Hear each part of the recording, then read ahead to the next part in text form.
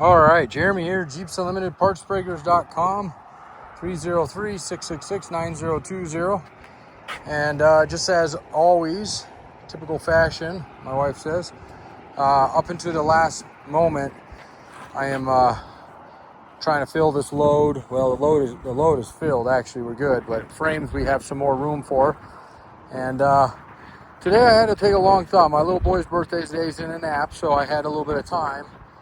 Otherwise, I was going to have to kind of shut this one down, but I'm going to be able to do this frame, and hopefully anything else that gets requested in the next couple hours. We really do have a couple hours once we come back from his birthday.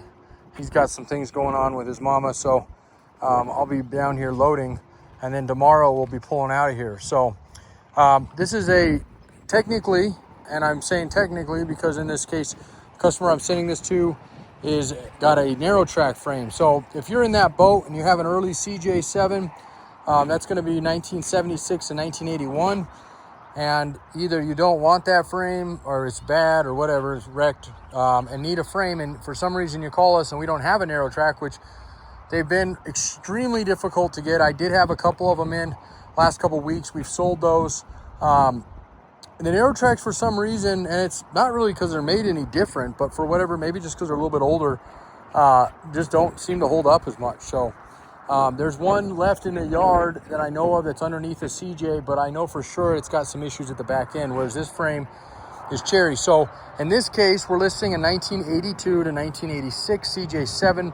It is a factory frame, all original, steel, blah, blah, blah. I mean, not that you're going to get a plastic frame, but you know, there is some aftermarket options out there when it comes to frames, and those are great. And I can't fault them for what they're selling, because honestly, if I don't have them, you know, we got to sell parts. So at the end of the day, it's nice that there is throttle down out there. As far as, you know, our frame difference than theirs, the biggest thing is just that this is an original frame that's DOT, whereas those aren't technically, which, you know, to most probably doesn't matter.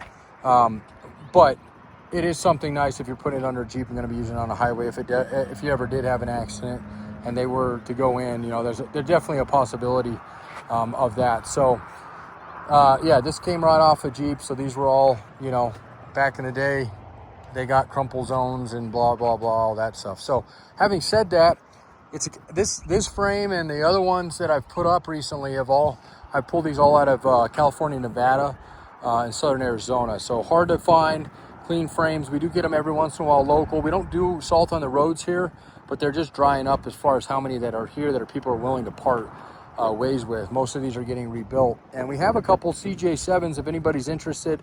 That one's a roller, rust-free, beautiful. And then we also have a running and driving one, rust-free. Both of those did come out of Cali as well. So, okay. So I'm just kind of, you know, talking about this and walking around. Normally what I do on them, I'll point out little things out on them, but there's really nothing on this one. This one is a beautiful frame. All the black paint that you see on these things, and I just washed it, so it's starting to dry a little bit. Unfortunately, my good old Hotsy, which is I've had for years, is starting to take a dump, so I'm not getting the heat like I was hoping, but that's why we're seeing not as clean as I normally get these. But all this black paint that's on this is the original factory paint.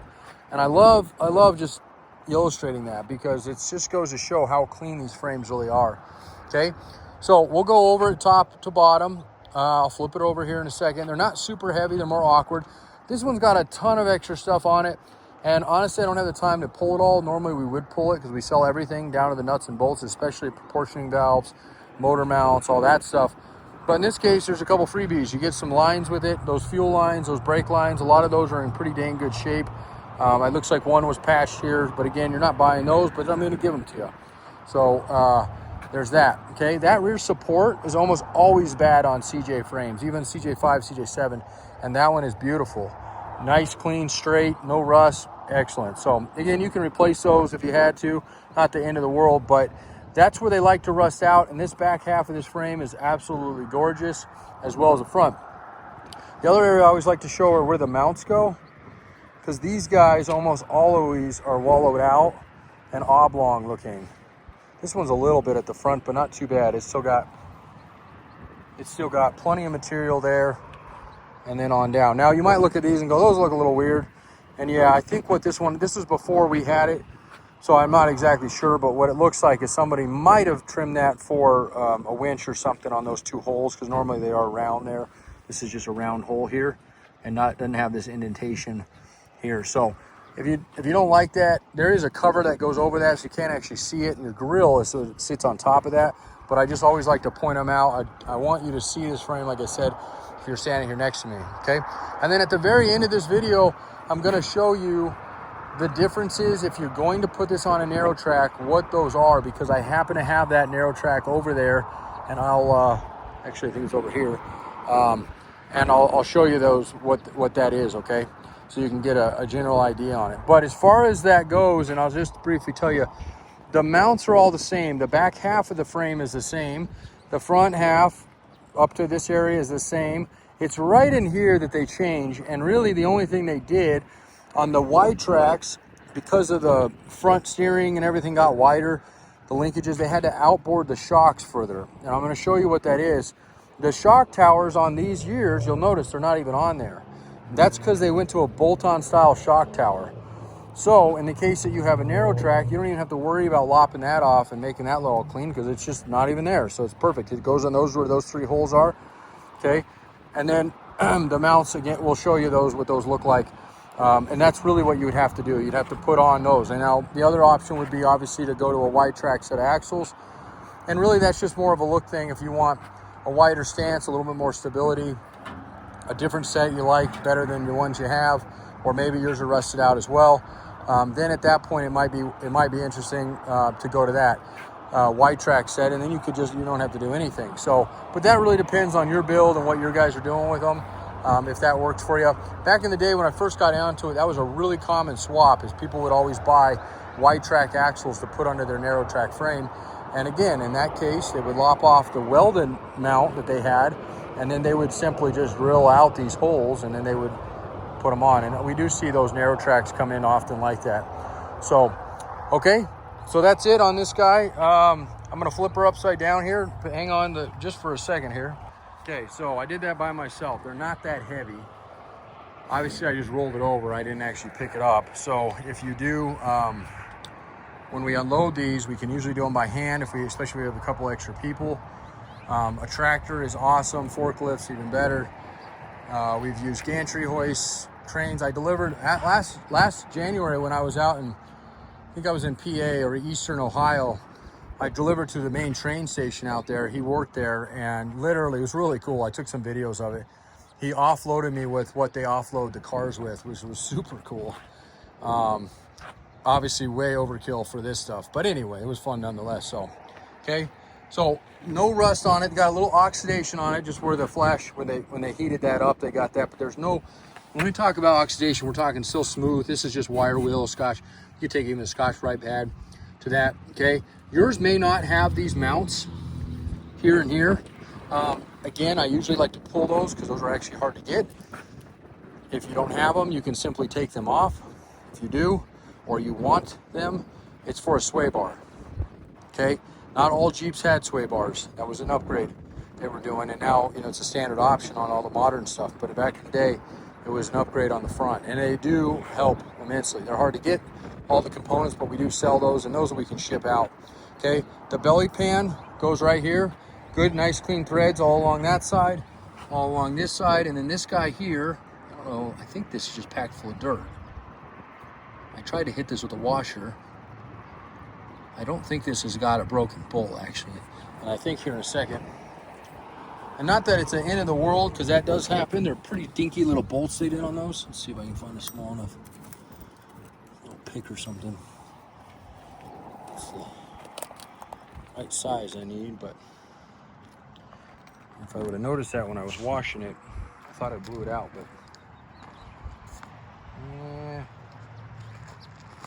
of course there's nothing there. Oh, there we go. Perfect. Okay, let's try this. Look at that. Perfect. Yeah, so that's just mud. I just didn't, that's when the hot seat comes out nice. So all bolt holes are clean, and there's always usually one broken there. So that's awesome. Again, the back half, absolutely beautiful. Look at your cross member support. Those almost always have rust on them. And I say almost always because there's a lot of frames that don't make the cut out here that we end up just cutting up, getting the pieces we can on them, and scrapping the rest of them. I won't even mess with them if they start getting rotten out.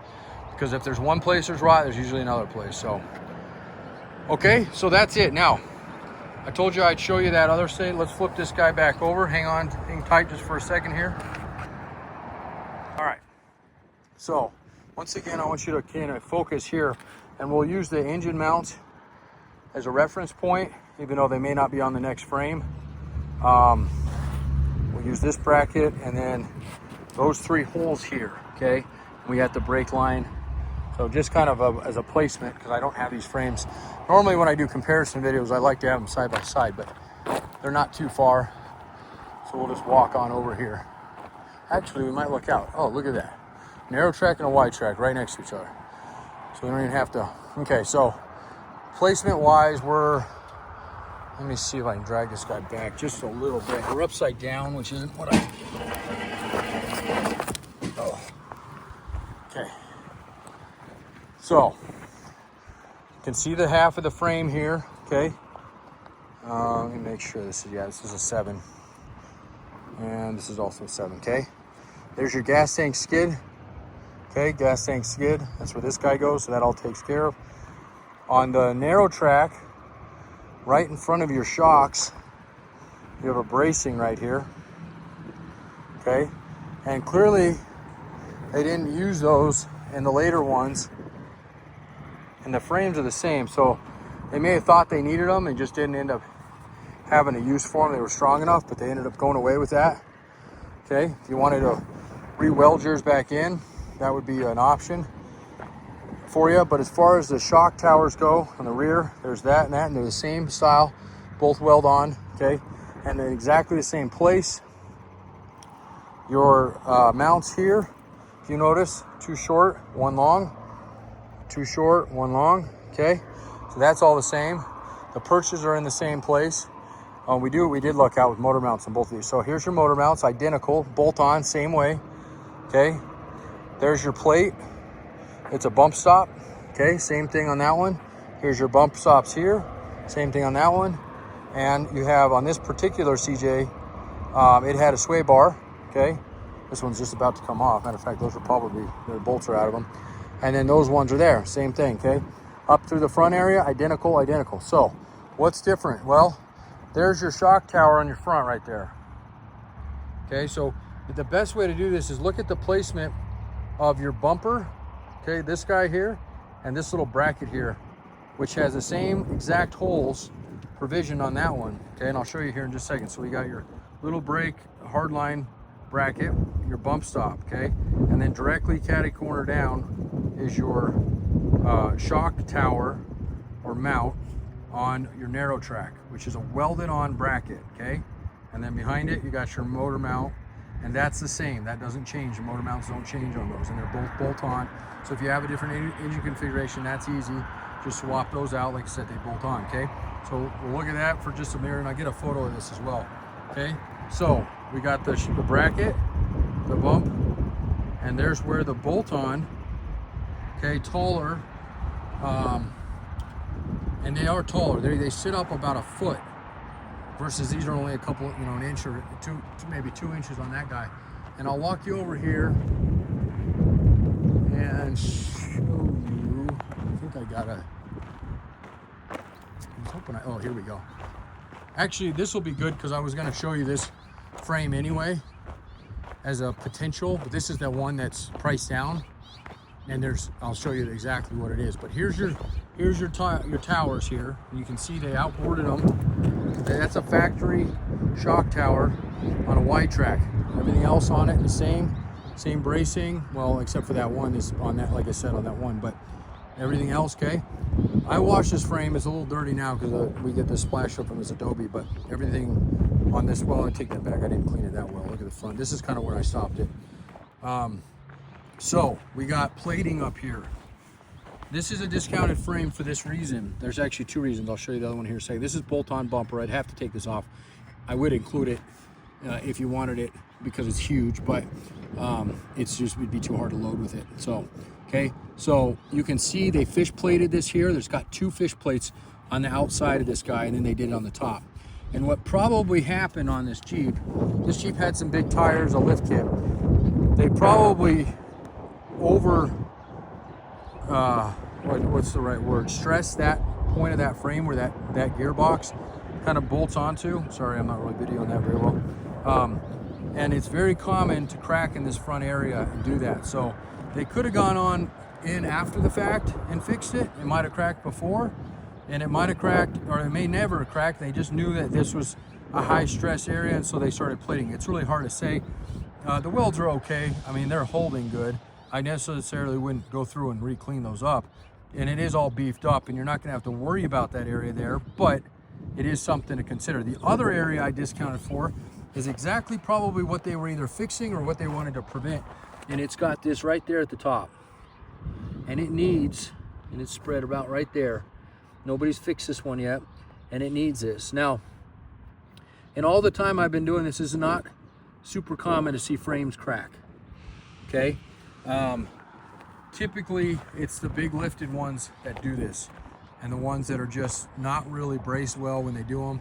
Put a huge lifted arch spring under there, big tires, and then they're just hitting, they're bombing on every single bump out there. So they're not much to these frames, but they won't hold up that way. I don't think most things will. And you know, there is a little bit of concern. You definitely want to get that fixed. I would definitely not put this underneath something before I clean that up and then fix that as well. But there is a significant price drop there. I mean, it's significant enough. I mean, considering what we sell them for, it's about a quarter, almost 25% off. So, in this frame, I mean, the back half is good. There's no rust in it. You know, it still came out good, but it does have those issues. So, but I mainly came over here to show you that outboarded shock tower there. So that's your difference between your narrow and wide track. So you got a shock tower that's welded on the narrow, bolted on in the wide, and then your bracing on the rear is, and there's one over here we can bounce over to real quick. You got your normal bracing for your rear on your wide track,